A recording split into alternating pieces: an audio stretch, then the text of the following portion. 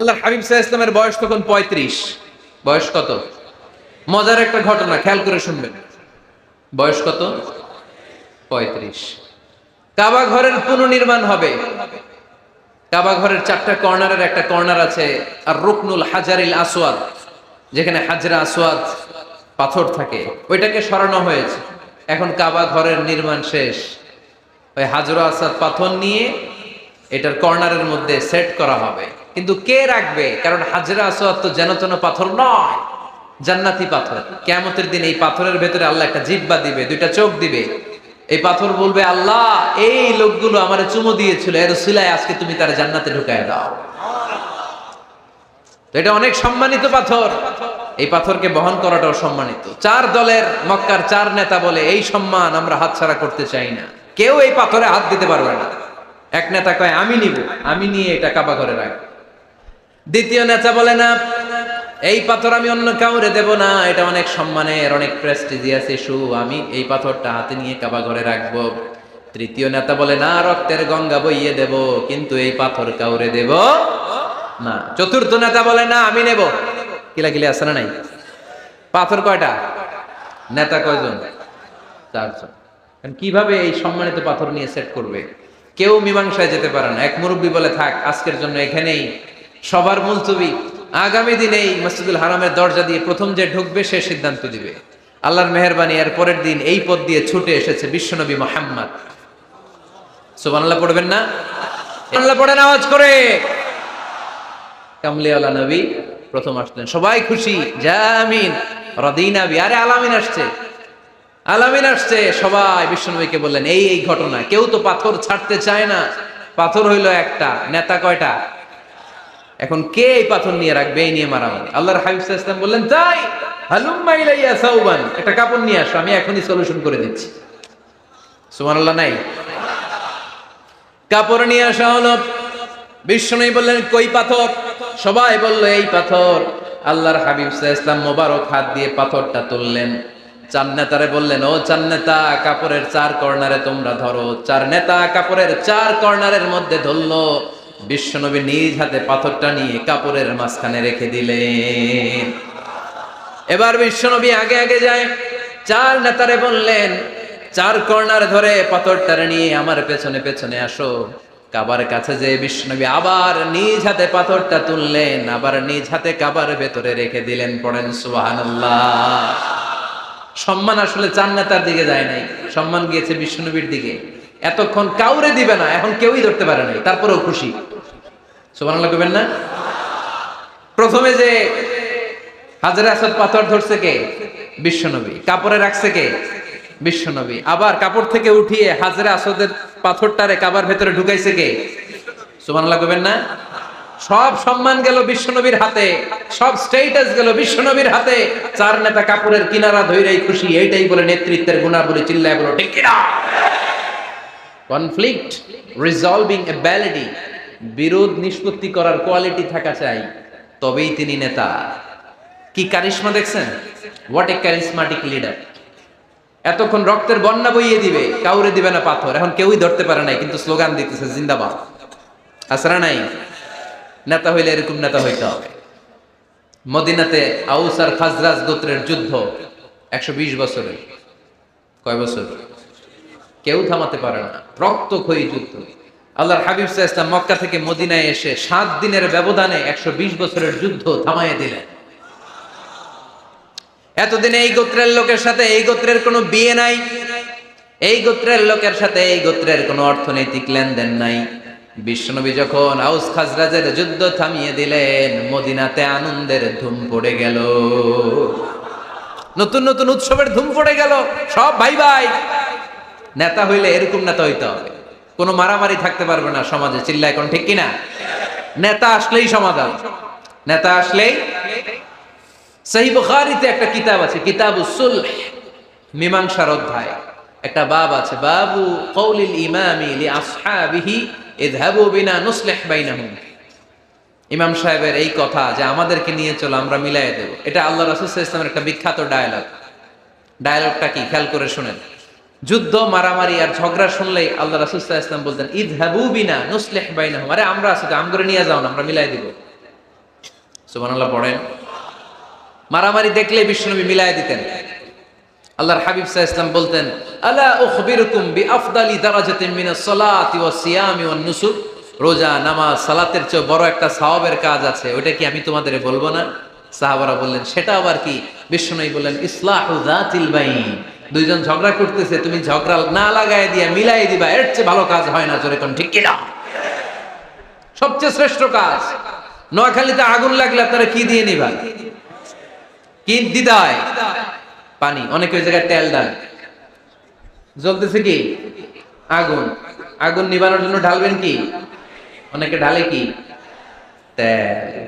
আহা, না, আপনি থামায় দিবেন, মিলাই দিবেন। আপনার জন্য ভালো জিনিস মিলাই দিবে কে? 7 নাম্বার, ফারসাইটেডনেস, দূরদৃষ্টিতা, ভিশনারি অ্যাটিটিউড, ফিউচারিস্টিক। নেতা অনেক দূর দেখতে পায়, তিনি দূরদর্শী। কর্মী যত দূর দেখে, নেতাও যদি তত দূর দেখে, দেশ চলবে? কথা বলেন। কর্মী যদি দেখে 500 মিটার, নেতার দেখতে হবে কয় মিটার? 1000 মিটার। কর্মী যদি দেখতে পায় 1000 মিটার, নেতার দেখতে হবে কয় হাজার মিটার? 2000 মিটার। কারণ নেতা হবে ফিউচারিস্টিক, ভিশনারি, স্বপ্নবাজ, স্বপ্নচারী।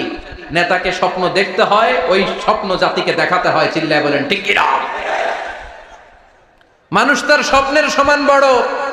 আপনি কত বড় আপনার স্বপ্ন শুনলে বোঝা যাবে। স্বপ্ন সেটা না যেটা মানুষ ঘুমিয়ে ঘুমিয়ে দেখে, স্বপ্ন সেটা যেটা অর্জনের আকাঙ্ক্ষা মানুষকে ঘুমাতে দেয় না। আল্লাহর হাবিব সাল্লাল্লাহু আলাইহি ওয়াসাল্লাম স্বপ্ন দেখিয়েছেন সাহাবাদেরকে, বিশ্ববিজয়ের স্বপ্ন, ইসলামকে বিজয়ী শক্তি হিসেবে দেখার স্বপ্ন। চিল্লায় বলেন ঠিক কিনা? আল্লাহর হাবিব বলতেন, ইন্নাল্লাহা জাওয়ালি আল আরদা ফারাআইতু মাশারিকাহা ওয়া মাগারিবাহা। আল্লাহ তাআলা গোটা বিশ্বটাকে ছোট্ট করে আমার সামনে দেখিয়েছে। আমি ফুটবলের সাইজের এই পৃথিবীর প্রাচ্য পাশ্চাত্য, ডানে বায়ে সামনে পেছনে সবটাই দেখেছি। ওয়া ইন্না মুলকা উম্মতি সায়াবলুগু মা জুবিয়ালি। যত দূর আল্লাহ আমারে দেখিয়েছে, তত জায়গায় লা ইলাহার পতাকা পতপত করে একদিন উড়বে। কোন একদিন এদেশের আকাশে কালিমার পতাকা উড়বে। সেদিন সবাই খোদাই বিধান পে দুঃখ বেদনা বলবে। এটাই আমাদের স্বপ্ন। চিল্লায় বলেন ঠিক কি না? স্বপ্ন দেখতে জানতে হয়। সুলহে হুদাইবিয়া চলতেছে, সন্ধি। 1400 সাহাবা নিয়ে বিশ্বনবী মক্কায় আসলেন উমরা করতে। কাফেররা বলে, গো ব্যাক, অ্যাবাউট টার্ন, ফিরে যাও, হবে না। আল্লাহ রাসূল সাল্লাল্লাহু আলাইহি ওয়াসাল্লাম অনুরোধ করলেন, দাও না, উমরার নিয়ত করে এসেছি। ইজার আর রেদা পড়ে কাফেররা বলে, না, আগামী বছর, এই বছর হবে না, চুক্তি করো। চুক্তির মধ্যে লেখা হলো, মা খাবা আলাইহি মুহাম্মাদুর রাসূলুল্লাহ। ঠিক আছে, চুক্তি 10 বছরের, মুহাম্মদ রাসূল সাল্লাল্লাহু আলাইহি ওয়াসাল্লামের পক্ষ থেকে চুক্তি। কাফেররা বলে, না, আমরা তো তোমার রাসূলুল্লাহ মানি না। তোমার রাসূলুল্লাহ মানলে তো মা সাদাদনাকা আলা শাই, তোমার সাথে কোনো ঝগড়াই নেই, রাসূলুল্লাহ কাটো। সাহাবীরা তেড়ে উঠলেন। ওমরে ফারুক বলেন, মুখ সামলে কথা বল। সুহাইল ইবনে আমির, তোর জিহ্বাটা আমি টেনে ছেড়ে ফেলবো, সাবধান। আমার নবী শেষ নবী, শেষ রাসূল মুহাম্মদ রাসূলুল্লাহ কাটার ক্ষমতা কারো নাই। আমি ওমর বেঁচে থাকলে কেউ কাটতে পারবে না। বিশ্বনবী বললেন, ওমর সরে যাও, কেটে দাও। সুবহানাল্লাহ কইবেন না? মুহাম্মদ রাসূলুল্লাহ কাফেররা মানে না। কাফেররা কয়, তুমি লেখো মুহাম্মদ ইবনে আব্দুল্লাহ, আব্দুল্লাহর বেটা মুহাম্মদ। কারণ মুহাম্মদ রাসূলুল্লাহ যদি এই সন্ধিতে থাকে, চুক্তি তার নিচে আমরা সিগনেচার করি, তার মানে এটাই প্রমাণ হয়ে যায় আমি তোমাকে রাসূল বলে মানি। আমরা কাফেররা তোমাকে রাসূল বলে মেনে নিয়েছি। নো, তোমার রাসূল বইরা মানলে তো খেলা এখানেই শেষ। কাটো, রাসূলুল্লাহ লেখা যাবে না, লিখতে হবে আব্দুল্লাহর বেটা মুহাম্মদ। কোন সাহাবারা রাজি হয় না। কথা শুনতেছেন? সাহাবারা বলে, রক্তক্ষয়ী যুদ্ধ হবে, আমার নবীর নামের পরে রাসূলুল্লাহ লিখতেই হবে। বিশ্বনবী বললেন, কেটে দাও। কারণ সাহাবারা দেখতেছে এতটুকু, বিশ্বনবী দেখে অতটুকু। বিশ্বনবী অন্য প্ল্যানে আগাচ্ছেন। বিশ্বনবী ভাবলেন, 10 বছরের যুদ্ধ বিরতি যদি হয়ে যায়, আমি আমার লোকদেরকে ঠিক করব। আমি তারবিয়া, তালিম, তাহজিব, তামাদ্দুন দিয়ে মদিনাটাকে একটা কল্যাণ রাষ্ট্রে পরিণত করব। আমি আমার ফোর্সকে সাজাবো, আমি আমার সাহাবাদেরকে প্রশিক্ষিত করব। এই 10 বছরের ব্যবধানে আমি গোটা বিশ্বকে ঝাঁকি মেরে কাঁপিয়ে দেব। কিন্তু সাহাবারা পড়ে আছে রাসূলুল্লাহর মধ্যে। সাহাবারা পড়ে আছে কই? সাহাবারা এর চেয়ে বেশি ভাবতে পারতেছে না। সাহাবারা বলে রাসূলুল্লাহ কাটা যাবে না, বিশ্বনবী বলেন কেটে দাও। তার মানে নেতা কর্মী যদি দেখে 500 মিটার, নেতার দেখতে হবে 1000 মিটার। চিল্লায় বলেন ঠিক কি না? নেতার 9 নাম্বার গুণাবলী, a leader should be very strategic. নেতাকে কৌশলী হতে হয়। কৌশল না জানলে উনি নেতা হতে পারে? বলেন। ডিপ্লোম্যাটিক কোয়ালিটি, কূটনীতি যদি না জানা থাকে নেতা হইতে পারবে? আল্লাহর হাবিব সাল্লাল্লাহু আলাইহি ওয়াসাল্লামের মতো বড় কূটনীতিবিদ পৃথিবী দেখেছে? কথা কন না কেন? দেখেন কি ধরনের স্ট্র্যাটেজি আমার নবী ফলো করতেন। আমার নবী যদি যুদ্ধ করতে কোথাও যেতেন, অ্যাটাক করবেন ডান দিকে, অ্যাটাক করবেন কোন দিকে? খায়বার অ্যাটাক করবেন, খায়বার ডানে। বিষ্ণুনবী বের হতেন মদিনার বাম দিক দিয়ে। যাবেন কই? ডানে। আওয়াজ করে বলেন যাবে কই? কিন্তু মদিনা থেকে বের হইতেন কোন দিক দিয়ে? বাম দিক দিয়ে। লোকেশন আর ডাইরেকশন কখনো কারোর সাথে শেয়ার করতেন না। উনি কই যাচ্ছে কেউ বুঝতো না। বাম দিক দিয়ে বের হয়ে অনেক ঘুরে তারপরে ডান দিকে যেতেন। সুবহানাল্লাহ পড়বেন না? অ্যাটাক করার সময় 3টা অপশন দিতেন, choose any of the options. যে বলতেন নাম্বার 1 আসলিম তাসলাম, ইসলাম মানো, ভাই ভাই আমার হৃদয়ে চলে আসো, তোমরাও ভাই আমরাও ভাই, দুনিয়াতেও শান্তি আখিরাতেও শান্তি। এটা যদি ভালো না লাগে, option 2 you pay the tax, we provide you the security. তোমরা ট্যাক্স দিবা, আমরা তোমাদেরকে সিকিউরিটি দিব। ইউতুনা আল জিজিয়াতা আন ইয়াদিন ওয়া হুম সাগিরুন, তোমরা জিজিয়া দিবা, আমরা সিকিউরিটি দিব। প্রথম অপশন মুসলমান হইলে না, আমাদের ভাইও হইলে না। দ্বিতীয় অপশন ট্যাক্সও দিবা না, কাফির থাকতে মনে চায় থাকো, খ্রিস্টান থাকো, ইহুদি থাকো, ধর্মান্তরিত হওয়া লাগবে না, খালি ট্যাক্স দিবা, ওইটাও ভালো লাগে না। 3 নাম্বার অপশন হচ্ছে the sword will decide what gonna happen among আস, তলোয়ার ফয়সালা করবে এখন কি হবে। সুবহানাল্লাহ কইবেন না? প্রথমেই যেই কোথাও অ্যাটাক করতেন বিশ্বনবী, সবসময় ডিফেন্সিভ মোডে থাকতেন, আত্মরক্ষার মোডে থাকতেন। আক্রমণ করা হলে মেনে নিতেন, ধৈর্য ধারণ করতেন। ধৈর্যের সীমা যখন ছাড়িয়ে যেত তখন বিশ্বনবী হাত তুলতেন, চিল্লায় বলেন ঠিক কি না? যুদ্ধের ময়দানেও যখন সেনাপতি পাঠাতেন বলতেন খবরদার নারীদের গায়ে হাত তুলো না, বৃদ্ধাদেরকে মেরো না, শিশুদেরকে মেরো না, ওই এলাকার পাদ্রীদের গায়ে হাত তুলো না, ওই এলাকার গবাদি পশুগুলোকে হত্যা করো না, গাছপালাগুলো ধ্বংস করো না। তোমাদের বিরোধী যোদ্ধারাও যদি তলোয়ার রেখে দিয়ে হাত তুলে বলে আল আমান, সিকিউরিটি সিকিউরিটি, আমরা আমান চাই, নিরাপত্তা চাই, তাকেও মেরো না। সুবহানাল্লাহ পড়বেন না? গোটা বিশ্বকে সভ্যতা শিখিয়েছেন। মক্কা বিজয়ের পরে গণধর্ষণ করেন নাই, গ্রামকে গ্রাম তিনি জ্বালিয়ে দেন নাই, হাজার হাজার লক্ষ লক্ষ শত্রুকে এক বাক্য দিয়ে ক্ষমার ঘোষণা দিয়েছেন, চিল্লায় বলেন ঠিক কি না? As a father, as a teacher, as a commander, as a leader, as a lawgiver, as a lawmaker, as a reformer of the society, Muhammad is the superman of the world. আওয়াজ করে পড়তে হবে আল্লাহু আকবার। কূটনীতি কারে বলে? Diplomacy কারে বলে? স্ট্র্যাটেজিক অ্যাটিটিউড কারে বলে? শিখে নেন। বদরের প্রান্তরে বিষ্ণু ঈসা ইসলাম উপস্থিত হলেন। ওই যে কাফেরদের তাবু, কাফেররা আসছে 3 দিন আগে, মুসলিম সৈনিকরা পৌঁছলেন 3য় দিন। এসে বিষ্ণু ঈসা ইসলাম সবাইকে বললেন কত হতে পারে কাফের, কেউ বলতে পারে না। 2 জন রাখাল পেয়ে জিজ্ঞেস করলে, এই রাখাল কয়দিন ধরে আছো? আমরা 1 সপ্তাহ ধরে বদরে আছি। শুনতেছেন? শুনতেছেন? উনি বললেন ওই যে কাফেররা যে আসছে কয়দিন আগে? কয় 3 দিন আগে। 3 দিন আগে। কত হবে সংখ্যা? কলু কাসীর, অনেক। কত হইতে পারে? রাখাল 2টা জানি না। আল্লাহ রাসূল সাল্লাল্লাহু আলাইহি ওয়াসাল্লাম চিন্তায় পড়ে গেলেন, কারণ ওনার যুদ্ধে অ্যাটাকের সিস্টেম ছিল শত্রু সংখ্যা কত এটা আমাকে জেনে নিতে হবে। সুবহানাল্লাহ পড়বেন না?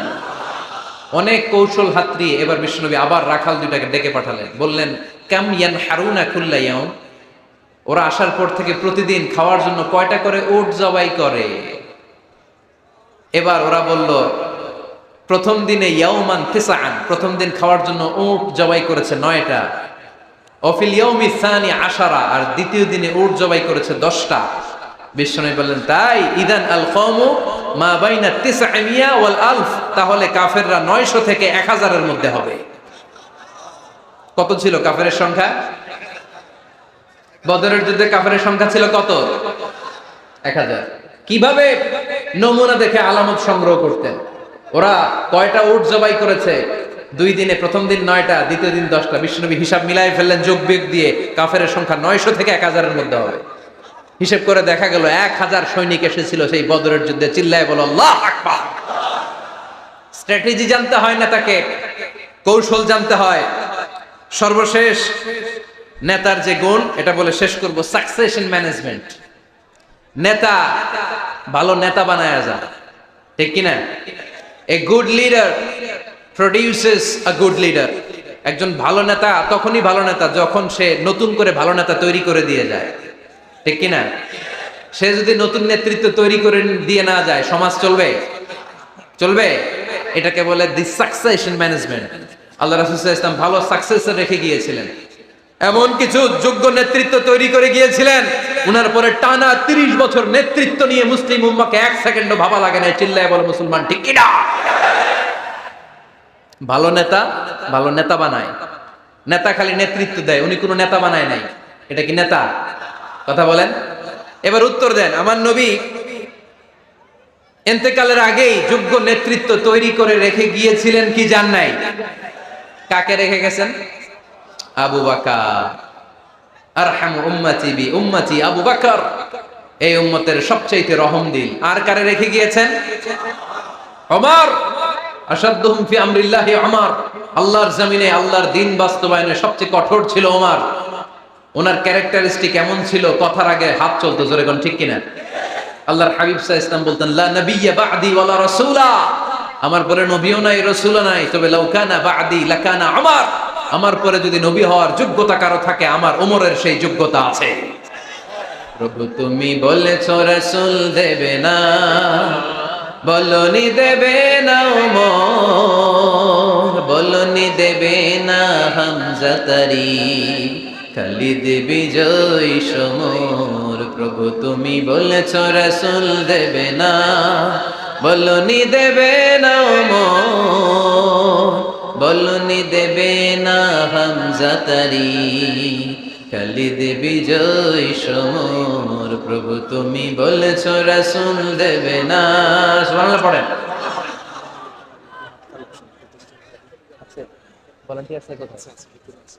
এই উঠতেছেন কেন? হ্যাঁ, উঠলেন কেন? এই 2 ঘন্টা ওয়াজ শোনার পরে শেষ বেলায় আপনারা উঠে যাবেন না? বিশৃঙ্খলা আমি দেখতে চাই না। একটা লোক প্যান্ডেলে আওয়াজও করবে না, উঠতেও পারবে না। আমার নবী নিজেও ছিলেন শ্রেষ্ঠ নেতা, রেখেও গিয়েছেন শ্রেষ্ঠ নেতা। চিল্লায় বলেন ঠিক কিনা? সাইয়েদনা আবু বকর, সাইয়েদনা ওমর ফারুক, উসমান যুন্নুরাইন, আলী রাদিয়াল্লাহু তাআলা আনহু যোগ্য নেতৃত্ব হাতে কলমে প্রশিক্ষিত করে ওনাদেরকে রেখে গিয়েছেন। তাই মুসলিম উম্মার নেতৃত্বের সংকটে পড়া লাগে নাই। জোরে কোন ঠিক কিনা? জি। তো এইজন্য আমরা চাই আমাদের একটা সেন্ট্রাল লিডারশিপ থাকুক, কেন্দ্রীয় নেতৃত্ব, যেই নেতাদের নেতৃত্বে আমরা সামনের দিকে যাব। যে 10টা পয়েন্টস আমরা শুনলাম, আমাদের সব নেতাদের এই গুণগুলো থাকার দরকার আছে না নাই? এই গুণগুলো আমলে নিয়ে মুসলিম উম্মার এই নেতৃত্বের সংকট যেন আমরা কাটিয়ে তুলতে পারি। আল্লাহ তুমি তৌফিক দান করো, আমরা পড়ি আমিন।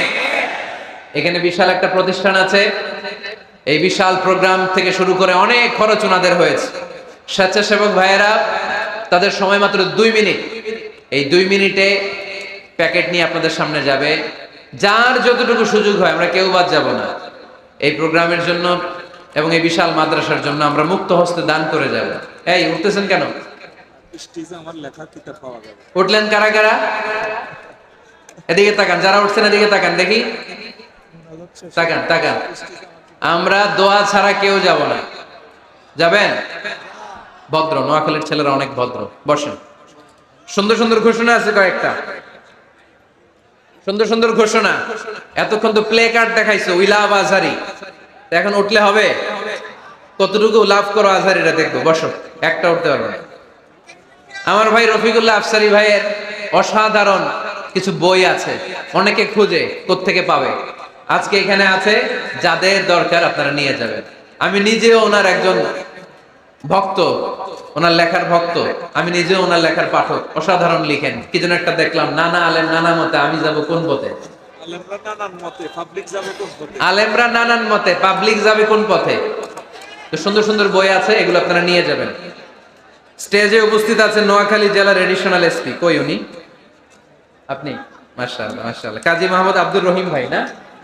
আলহামদুলিল্লাহ, আপনাদের এই জেলার এডিশনাল এসপি সাহেব আছেন।